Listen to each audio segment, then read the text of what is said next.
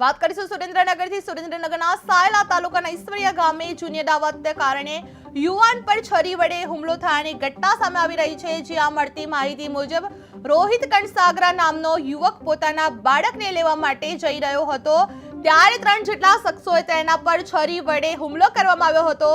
જ્યાં હુમલામાં યુવક ઈજાગ્રસ્ત થતા તેને તાત્કાલિક સારવાર માટે સાયલા સરકારી હોસ્પિટલ ખાતે ખસેડવામાં આવ્યો હતો। જ્યાં ઘટનાને લઈને સ્થાનિક પોલીસ દ્વારા વધુ તપાસ હાથ ધરવામાં આવી રહી છે। જે સાયલા ઈશ્વરિયા ગામે યુવાન પર હુમલો થયો હતો, જેમાં જૂની અદાવતને લઈને છરી વડે હુમલો કરવામાં આવ્યો હતો। જે 3 શખ્સોએ રોહિત કણસાગરા પર હુમલો કરવામાં આવ્યો હતો। જે આ બાળકને લેવા જતા યુવક પર આ હુમલો થયો છે। જે ઈજાગ્રસ્ત યુવકને સાયલા હોસ્પિટલ ખાતે ખસેડવામાં આવ્યો હતો। જે સાયલા તાલુકાના ઈશ્વરિયા ગામે જૂની અદાવતના કારણે યુવાન પર છરી વડે હુમલો થયાની ઘટના સામે આવી રહી છે। જ્યાં મળતી માહિતી મુજબ રોહિત કણસાગરા નામનો આ યુવક છે, જે પોતાના બાળકને લેવા માટે જઈ રહ્યો હતો, ત્યારે 3 જેટલા શખ્સોએ તેના પર છરી વડે હુમલો કરવામાં આવ્યો હતો। જ્યાં હુમલામાં એક યુવક ઈજાગ્રસ્ત બનતા તેમને તાત્કાલિક સારવાર માટે સાયલા સરકારી હોસ્પિટલ ખાતે ખસેડવામાં આવ્યા હતા। જે આ ઘટનાને લઈને સ્થાનિક પોલીસ દ્વારા વધુ તપાસ પણ હાથ ધરવામાં આવી રહી છે। જે આ ઘટના બનતા જ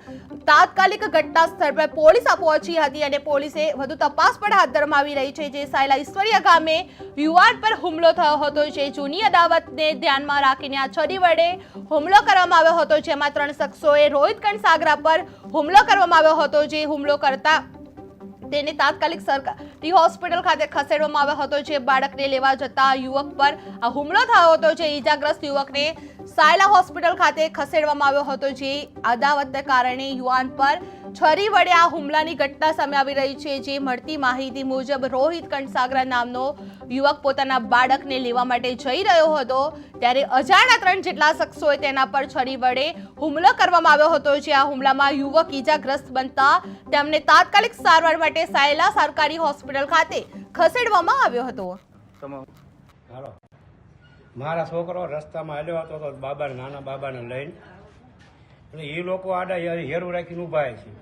એ એક પપ્પુભાઈએ ધોડીને ઝાલી લીધા બાવડા, અને ગોવિંદભાઈ અહીંયા શરીરને ઘા મારી દીધા, અને ગોવિંદભાઈની બાયા માથામાં લાકડી મારી, મારા છોકરા 2 ભાન થઈને પડી ગયો।